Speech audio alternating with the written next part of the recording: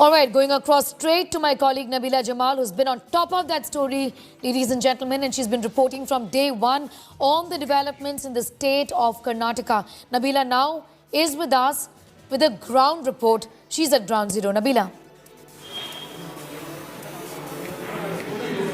Right, Sneha, thank you very much. I'm right here in Bengaluru. We've heard Bengaluru voices in the past, but I've tried to get them together to see what they really have to say about the Karnataka government's ban on hijab inside government educational institutions. Many of them believe that freedom of choice, of course, must prevail. But what about uniformity then? I'm going to take their opinions in just a few moments, but I'm going to quickly cut across to some breaking news that's coming in. Dhami on uniform civil code. In fact, Uttarakhand Chief Minister wades into this hijab face-off and says that implementing the uniform civil code in Uttarakhand at the earliest will only boost equal rights for everyone in the state. Now, Chief Minister Dhami has said that this announcement is a resolution of the BJP party and will be fulfilled as soon as the new BJP government is formed. In fact, Dhami says, and I quote, the new BJP government will form a committee to prepare draft of the Uniform Civil Code in the state, and that this UCC, the Uniform Civil Code, will only provide for same laws regarding marriage, divorce, land property and inheritance for all irrespective of their faith. आगामी नई BJP सरकार अपने शपथ ग्रहण के तुरंत बाद न्यायविदों, सेवानिवृत्त जनों, समाज के प्रबुद्ध जनों और अन्य स्टेक होल्डरों की एक कमेटी गठित करेगी जो कि उत्तराखंड राज्य के लिए यूनिफॉर्म सिविल कोड का ड्राफ्ट तैयार करेगी। इस यूनिफॉर्म सिविल कोड का दायरा विवाह, तलाक, जमीन जायदाद और उत्तराधिकार जैसे विषयों पर सभी नागरिकों के लिए समान कानून, चाहे वो किसी भी धर्म में विश्वास रखते हों, होगा। All right, we're looking at the protests, hijab row protests only erupting in many parts of the country, and we're seeing the ISI's role behind the row. In fact, India Today has accessed exclusive intel note, which suggests that the intel note there warning local police forces and law enforcement agencies of hijab referendum that's being pushed by the ISI through a terror group, Sikh for Justice. In this intel note here, issued on the Feb 11th, says that Sikh for Justice has called upon Muslims in India to start this hijab referendum movement to carve out the Urdustan in areas of Rajasthan, Delhi, UP, Bihar, West Bengal, where Muslim-dominated areas will be free to practice their religious beliefs. Now, a global terrorist there, Guru Patwan Singh Pannu, will be addressing Muslims of India. He says, and I quote, today ban is on hijab, tomorrow it will be on azan, namaz and then Quran. Now is the time to balkanize Union of India and create Urdustan. He's also said that Muslims should learn from Pakistan. The FJ and Sikh for Justice, in fact, the council further has assured Muslims of India that Sikh for Justice will organize and fund referendum movement to break the Union of India to create Urdustan.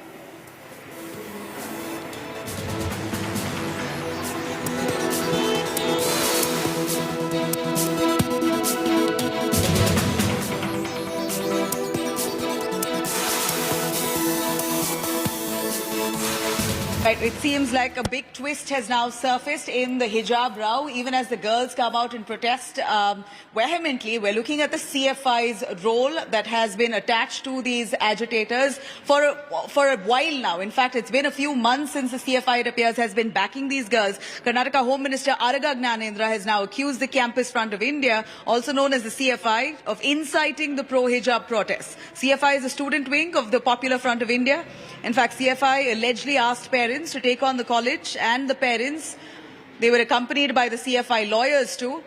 In fact, meanwhile, Udupi MLA Raghupati Bhatt has also requested the Karnataka government to investigate the link of the CFI protests and refer this case to the NIA further. Let's take a listen what the Karnataka Home Minister had to say.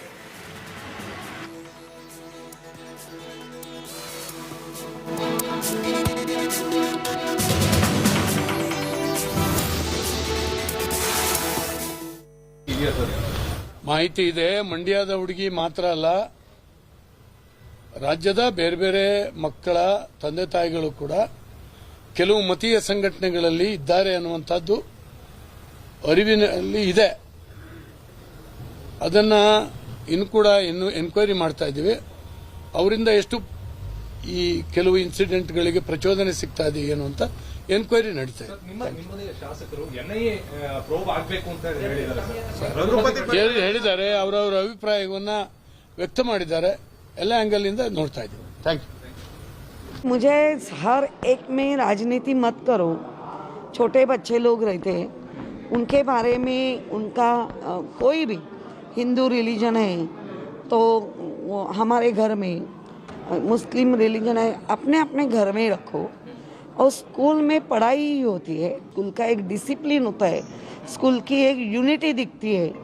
तो उस तरह जिन्होंने admission लिए उन्होंने जो school को मान्य है वही करना चाहिए. All right, we have several political reactions coming in on this, but before that, I'm going to quickly dip into what the sentiment of Bengaluru is. A lot of people wanting to comment on this. Let me start across with Maria. Maria, we know that this has bothered a whole lot of the student community in Bengaluru. You've also done extensive work among students, and you believe that this is, this has really brought down the spirit in educational institutions. What is your take on this hijab ban? Absolutely. This has affected children's education a lot. Basically because if you wanted to ban hijab, why now? My only question is why now? Because we go for admissions and all that, and that time if you really had a problem, the schools and colleges should have informed that hijab is a problem and that we're not going to entertain hijab. So the parents would have taken a call right then. Correct? You've allowed the children to come to school, they're studying, the exams are nearing now. Why now? My only question is during the exams, the children are supposed to prepare for their exams, for their education is getting affected, and unnecessarily a lot of children are getting involved in this. So my only question is why are we interfering with children's future? They cannot concentrate on their education, they cannot concentrate on their studies. If you really wanted to follow the uniform, during the time of admissions, none of the colleges, none of the schools say this. There are a lot of schools in Karnataka, I do know, where they say hijab is not allowed inside the school premises. So you're saying in Karnataka schools, there has been a practice where they do not allow hijab inside school premises, and they've set those guidelines in the past, and people and students adhere to it. Absolutely. So don't you think in this Udupi government school, the rule has been that hijab is not allowed, and now if students want to wear hijab, and try to sort of mend the rules according to them, it's unfair. What has happened is they have allowed for so long. The students have been wearing for so long. If they would have stopped them earlier, then it would have been a different issue. The students who joined the college have been wearing in a different institution, not in the same institution. In the same institution, they've never encouraged it as far as I've understood, that the institution has said at least for the last 5 years has been a strict ban. The girls have been forcing their way into it. I still feel it's one's personal choice because hijab, like my name is Maria Khanita Hussain, so I don't wear a hijab. So it's their personal choice. You need to allow the girl to decide. It's her identity. So please allow her to decide if she wants to wear it or not. Because if she is not comfortable, the people around her also will not be comfortable. So let's give this choice and freedom to that person, that individual. Let her decide if she wants to wear or she doesn't want to wear, because our Indian constitution also allows one to decide what they want to wear. We got your point. Amina Sheikh, in fact, wears the hijab. She covers her head, but according to her will. When she wants to, she takes it off. When she has to, she wears it on. She wears Western clothes and she still wears the scarf. Amina, how do you look at this entire controversy? I can see a dupatta on your head, but technically your hair is not fully covered. In Islam, if it is an essential practice, your hair is supposed to be entirely covered. It's got to be sealed like a full head scarf, where your hair is not visible at all. But I still see a bit of your hair, but you're still following a tradition somehow, just to keep your people happy, it appears. First of all, I would like to say namaste, vanakkam, and assalamu alaikum to all the viewers. Got that. See, I would say that it's everyone's right. So even our constitution says article number 19 and according to article number 25, it's clearly stated that any person can follow their religious faith according to them. Like a Sikh person can have his own turban, and a sister can follow her. Like, you know, there are some nuns who cover their head, and a Muslim woman is allowed to follow hijab or burqa, whatever. How important is the hijab? Is it an essential practice in Islam? Because that's what the court is right now trying to deliberate. See, it's all about their faith. I feel like the students, if you see in the video, they are wearing the uniform.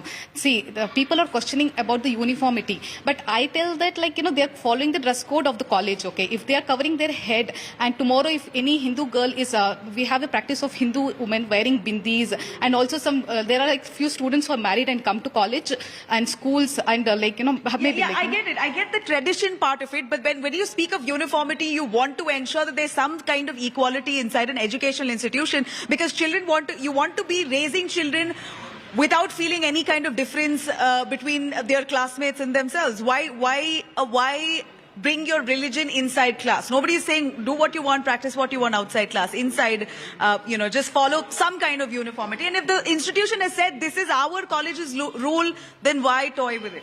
See, I feel like it's wrong to question anybody's faith, okay? Like, you know, if they want to follow the hijab, it's their complete right to follow the hijab. See, if we don't raise a voice against this hijab, tomorrow they'll come up with telling that, like, the Sikhs can't wear the turban. And the Sikhs practice turban very strictly. So tomorrow they'll stop the Sikhs. Then tomorrow, furthermore, it appears that the Muslim women's fears have galvanized with this ban by the Karnataka government banning hijab inside educational institutions. It appears that many of the Muslim women fear that this will escalate to their institutions and it will set precedents for colleges and schools across of India. But then again, it's all about uniformity versus faith. That's what it is. Sir, he actually speaks Kannada. He's from the Hindu community and has a take to say. But I know you speak English. Why don't you start? Okay, this will happen so many times in India. Yeah. A religious intolerance provoked by the Sangha Parivar and pro-Hindu organizations. Purposefully, intentionally, they are last 2 months back egg, now is cloth. Future will come another issues. There are religious intolerance. Religious intolerance is equal to drugs. Sir, now there's a small community, a section of the community trying to dictate the law. ಎಲ್ಲರೂ ಸಂವಿಧಾನದ ಅಡಿಯಲ್ಲಿ ಎಲ್ಲರೂ ಸಮಾನರು. ನಾವು ಸಂವಿಧಾನಕ್ಕೆ ಗೌರವಿಸ್ತೀವಿ. ಸಂವಿಧಾನದಲ್ಲಿ ಧಾರ್ಮಿಕ ಆಚರಣೆಗಳಿಗೆ ಅವಕಾಶ ಇದೆ. ಇದುವರೆಗೂ ಸಾಂಪ್ರದಾಯಿಕವಾಗಿ ಅವರು ಎಲ್ಲ ಸಂವಿಧಾನ ಕಾನೂನು ಗೌರವಿಸಿಕೊಂಡು ಶಿಕ್ಷಣ ಕಲಿತಾ ಇದ್ದಾರೆ. ಶಿಕ್ಷಣ ಕ್ಷೇತ್ರ ಪವಿತ್ರವಾದ ಶಿಕ್ಷಣ ಕ್ಷೇತ್ರಕ್ಕೆ ವಿಷ ಬೀಜ ಬಿತ್ತಬೇಡಿ. ಓಟ್ನ ರಾಜಕಾರಣನ ಶಿಕ್ಷಣ ಕ್ಷೇತ್ರದ ಆಚೆ ಮಾಡಿ. ಎಲ್ಲರೂ ಹೌದು, ಸಂವಿಧಾನ ಅವಕಾಶ ಕೊಟ್ಟಿದೆ. All are equal before law. All are equal before law, but let me ask you one thing. Do you believe that a certain section of the community, like some of the leaders have said, that's mostly indicating the Muslim community, people are trying to dictate the law. Idu helta idare. Ad nim prakara il Karnatakadalli ella seri idara? ಸರ್ಕಾರನೇ ಪ್ರಾಯೋಜಿತ. ಇದು ಸರ್ಕಾರ ಪ್ರತಿನಿಧಿಸುವ ಪಕ್ಷ ಪ್ರತಿನಿಧಿಸುವಂತ ಸಂಘ ಸಂಸ್ಥೆಗಳು ಸಂಘಟಿತರಾಗಿ ದುರುದ್ದೇಶದಿಂದ ಈ ಕೆಲಸ ಮಾಡ್ತಿದ್ದಾರೆ. ಚುನಾವಣೆ, ಉತ್ತರ ಪ್ರದೇಶದ ಚುನಾವಣೆ ದೃಷ್ಟಿ ಇಟ್ಕೊಂಡು ಮುಂಬರುವ ಕರ್ನಾಟಕದ ಚುನಾವಣಾ Ravikumar says that this is nothing but politically motivated. That's the question that people have raised here. Many of them who are supporting those girls, petitioners asking for hijab to be allowed. Abbas as well, I'm sure you must have seen, of course, he comes on our panels quite regularly. Abbas is going to give us a perspective on the PFI and the CFI. Abbas, no matter how staunch these girls believe in their hijab, the moment they're attached to a political outfit, it seems like their whole cause is diluted. And this political outfit particularly is in question for several kind of unscrupulous activities in the past. And which is why it's all the more a big question whether this row itself is instigated. I completely agree on one front with the Bharatiya Janata Party. Over the last 7 years in power, they've been saying they will ban the Popular Front of India. I condemn the Popular Front of India and I tell you to ban them. Why haven't they? Time and again they say these fringe elements are coming and instigating the people. Instigation on both their ends is wrong. If the Muslim girls are being instigated by the PFI, I can tell you that even the saffron wearing, shawl wearing students are also instigated by the RSS. The fact of the matter here is, if you are speaking about the Udupi school, Alia in her petition Sarfa and Sayyada have mentioned in the admission school prospect of the school rule book that the headscarf along with the uniform is allowed. The debate here is that everybody agrees that uniformity must be there, uniform must be there. But I tell you, I have a question here. The Constitution allows for minority institutions to frame their own guidelines. Minority institutions like your Christian missionary institutions, I've studied in one of them. Abbas, I know that you are a Bangalore student as well. You have also studied in a few. Yeah, you've studied in a convent school. They strictly do not allow for a hijab to be worn inside their institution. And if it is their belief, then why not respect the Karnataka government's direction, where they say that they believe that uniformity is mandatory because they believe that students are equal inside class, and that is only a norm that is set for Karnataka government institutions. Private institutions, you do as you please. Well, what happened? Why oppose it? If you can tolerate a Christian missionary institution and still study in it without a hijab, then why oppose the Karnataka government? I've been in a Christian missionary school, Cathedral High School. Hijab was allowed there. A headscarf wearing girl was allowed there. Brother at cathedrals? Yes. I was in Baldwin's. Baldwin's didn't allow it. Baldwin's didn't allow. Sorry to know that, but Cathedral High School did allow. There was a brother of mine from the Sikh faith who was allowed the turban. The fact of the matter is, what is the problem of the Karnataka government ruled by the BJP? What is their problem? Over the last several years, my sister has been wearing a headscarf along with the uniform. Many of my other friends have been wearing. Many others have not been wearing. But the problem with the Karnataka BJP ruling state, I ask, is what is your problem? These boys and girls who are wearing saffron shawls are wearing it now. They didn't wear it before, but our friends have been wearing it now. You know, I understand the political backlash here, but you know what, Amina? I'll come to you. I will 100% come to you. I just want to ask you, Amina, there's a question about, yesterday you weren't wearing the hijab. Today you're all of a sudden covering your hair. What is this duplicity? You were speaking and fighting so staunchly for a hijab, but you just yesterday weren't wearing it. So where did this come from? It's not about yesterday. I started wearing hijab like 3 months ago, when I decided. Yes. You weren't wearing a hijab before this? Yes, I started 3 months ago. I had earlier tried to start it, but I couldn't continue it. See, I feel like everyone comes to their, decides their path by themselves, okay? In every religion, whenever the God, shows them the way, they go through that way, See, we go through different phases of life. Our perception changes towards our religion and other things as we grow up. And I feel like everybody has a right, okay? If they want to follow, the hijab thing, if they have thought that this is the right thing and this is how they have to follow the religion, I think we should allow them to follow it. All right. You want them to follow. What about you? Like I said earlier. Have you been pressurized by your family ever, Maria, to wear a hijab? Absolutely not. Nobody wears hijab at home. Nobody's forced me to do it. They always tell me, it's your choice. It's my personal choice. If I want to wear it, I decide what I want to wear. So that's exactly what I'm trying to say. If the girls are following the uniform and just wearing a scarf, covering their hair, I don't think that we'd see a big issue in this. So please allow the children to decide. Their children, please allow them to decide what they want to do. We see what the court mandates. I totally see this, Nabila, as political. 1 year to go for the Karnataka Assembly elections. That is why they want to polarize. They want to polarize. If they blame the Congress for minority appeasement, the Bharatiya Janata Party is doing majority appeasement. Why? Because they'll get the votes. Even the UP elections is coming up. So they want to polarize on all fronts. Let me tell you, this judgment will be a landmark judgment, and it will have its ramifications across India, because in every nook corner of the city state, Muslim women have been wearing headscarf. We, all of us together, especially the Muslim front, if I can speak on behalf, uniformity must and should be there. But along with the uniform, a humble request and plea to the Supreme Court by the petitioners is be allowing the headscarf. That's about it. But also there's something called Jaisa Desh, Vaisa Bhes. Right. Yeah. India is a democracy. Loktantra, Jamhuriyat. We are by the people, for the people. We are a sovereign, socialist, secular republic. We are not ruled by a state. Today... Don't you think hijab wearing is a regressive move? I'm just asking. Is it regressive? Is the Islamic practice so regressive because you don't allow the woman to show her identity? Absolutely. Do you believe it's regressive?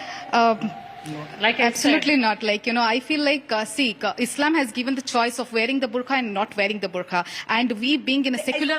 Then in that case, if Islam says you have a choice not to wear it, it's not an essential practice. See, it's up to their foot. They have a right to decide if they want to wear and they don't want to wear. Then it's not an essential practice. If they have the right of choice in Islam, whether they want to wear it or not want to wear it, then how is it an essential practice? Let me correct my sister. In Islam, it is indeed an essential religious practice. I tell you why. In the mention of Surah Ahzab, Surah Nur, Surah Nisa, it is indeed an essential religious practice, like the Sikhs have. I would ask her, is it an essential practice? If it is an essential practice, are you a practicing Muslim? I will say something on this. This is an emotional feeling. What actually Quran says is a girl by wearing her scarf, covering her hair, she takes 4 people to Jannat. That is her father, her son, her husband, and her brother. So it's an emotional faith. It's a feeling for a You have faith in Islam? Absolutely, I'm Muslim. I do. But you have faith in don't cover Islam. your head. See, like I said, it's by choice. It's by choice. So does Islam give you a choice? Does Islam give you a choice? Absolutely. So then how is it an essential practice? See, my thing is if I follow it, I want to follow it on a regular basis. So I don't want to be a hypocrite just doing it once and leaving it. So I there want are people who do it, but there are people who take it up and then take it off.